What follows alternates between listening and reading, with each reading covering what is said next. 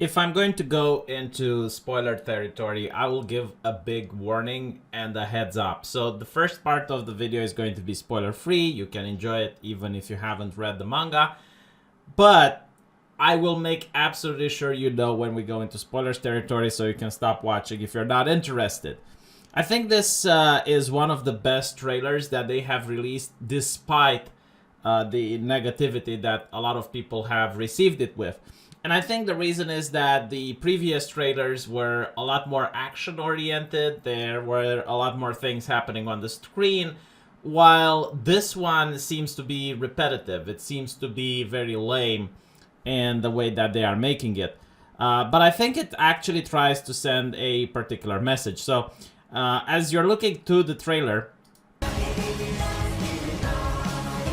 you see the same thing repeating over and over, and I think this is symbolism towards the Attack on Titan history. What they're basically trying to say is that history repeats itself. In the Attack on Titan universe, one race, the Eldians, have committed atrocities in the past. They had an empire, they genocided people, and when they lost power, the people they persecuted, their victims, became the oppressors. And because they have oppressed the Eldians, now the Eldians are going to fight back. So it's this cycle of oppression where people who have been oppressed for long enough and hard enough eventually break the chains and they fight against their oppressor. And after the battle is over, if they win, they get to be in power. And in the Attack on Titan universe, the oppressed become the new oppressors. And the cycle just repeats itself. So I think this is why you get to see these scenes just repeating over and over again. Now, another interesting aspect that you get to see here is that the explosions, the fire, and almost everything that has to do with war and destruction are portrayed in a colorful manner. While humans, animals, titans, and even the birds are black and white. And what this means is that war is the only thing that's in the picture here. War is the thing that's interesting. It's the thing that changes history, that redefines the map. Meanwhile, humans and everything else is secondary. It is boring, it is gray. Now, one of the things that I found absolutely beautiful in this is the birds dying. Now, birds in the Attack on Titan universe were always seen as a symbol of liberty, of freedom. But in this intro, we see that birds are not only painted in black and white, but they're also falling from the sky. So what is actually being implied here is that it's the death of liberty, it's the death of freedom. And when we're going to go into the spoilers territory, we're going to talk a little bit more about it. But all in all, the entire trailer is just that, focusing on war, on destruction. There's absolutely nothing positive in this trailer. Everything that is happening is just death and carnage. And this is why the trailer itself is called My War.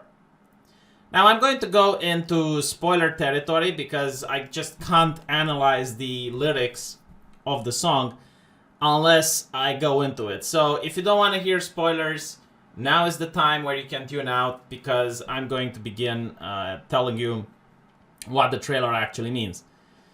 Alright, so the trailer is something that happens from Eren's perspective, which is why it's actually called My War. And when we look at the birds dying, it actually symbolizes Eren's loss of freedom. Eren's entire mindset and his entire life has been driven by the pursuit of freedom, by trying to give liberty for people. And in a way, he's like the radical liberal. He just goes all out in trying to find this pursuit. And he realizes that he does not have any freedom whatsoever for himself. Because when he inherits the Attack Titan, he gets to see visions of the future. So, in a way, his destiny is already set in stone. And it's going to be explored probably in future mangas to see if Eren actually did have any freedom, if he actually could escape his destiny or not.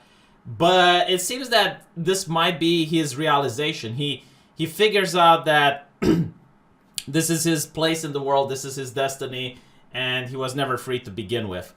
Now, another interesting lyric is children dying clinging to their last coin, I believe. And this again shows one of Aaron's adventures before this, where he goes to Marley and finds a child which was being beaten, I believe, for stealing a couple of coins. And Aaron wants to help this kid. He wants to help him because that's the heroic thing to do. However, he realizes that helping him is kind of useless. He is going to kill that child in the future when he starts the rumbling, when he brings upon the apocalypse.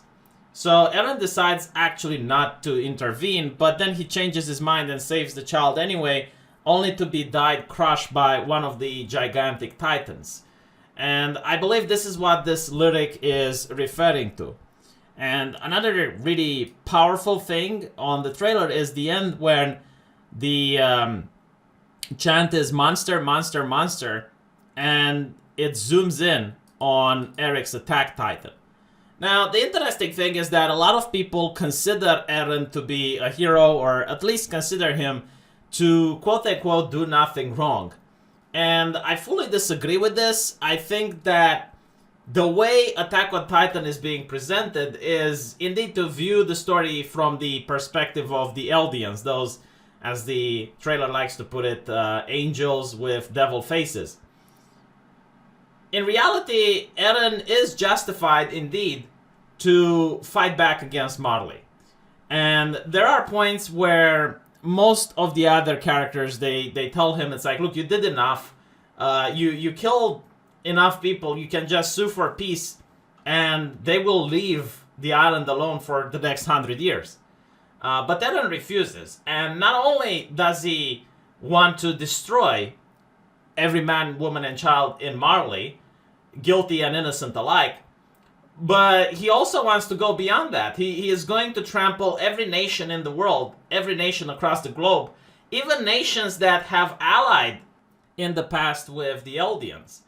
And he basically wants to bring the end of humanity, except for the few people that live on an island. Now, I don't know what culture you're from or what morality you're using to judge Eren's actions, but I think in the overwhelming amount of cultures around the world, what Eren is doing is considered to be a dick move. He is definitely not someone that you can consider as a hero, and this is why even his friends and the other protagonists of the story are trying to stop him, because he is going just a little bit too far, just a tiny bit too far.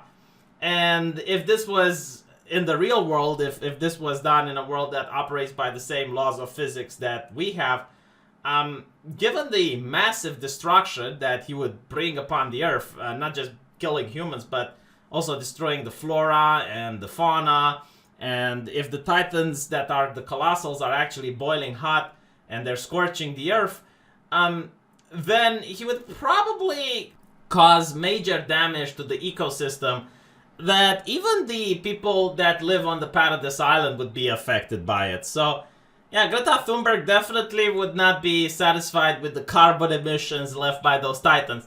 But all jokes aside, destroying the entire humanity just to preserve an island, while you can justify it from the perspective that the world would just eradicate everyone on the island, so they're kind of pushed to it. It's the sense of self-preservation that exists in every living creature, so they have no choice. I think that is what the problem lies. Did they have no choice? Because I think they genuinely did. All Eren had to do was to just trample Marley and maybe a little bit of some other nations and then just sue for peace and make it absolutely clear that he is willing to maintain his threat and that he is going to retaliate if any of the other nations just thinks about bothering the people on Paradis ever again. And then they could just maintain diplomatic relations with everyone, showing that they're now a power to be reckoned with. I'm pretty sure other nations would want them as allies. And if they weren't warlike like the Marleyans and they didn't try to reforge another empire and just wanted to be left alone, then chances are that the other nations of the world would have left them alone. And they would also be able to develop technology in order to better defend themselves. So yeah, I don't think that you can say, oh yes, Eren is pushed into a corner, and that's literally the only options that they're having. But we'll see how the manga ends. I don't think that he's actually going to destroy the world. I think that he will be stopped, and I think there's going to be another big reveal towards the end, something just as shocking as we have seen from Isayama up until now. He's really good at creating a story that eventually reveals something, and then you go like, oh wow, that's really interesting. I never thought about that.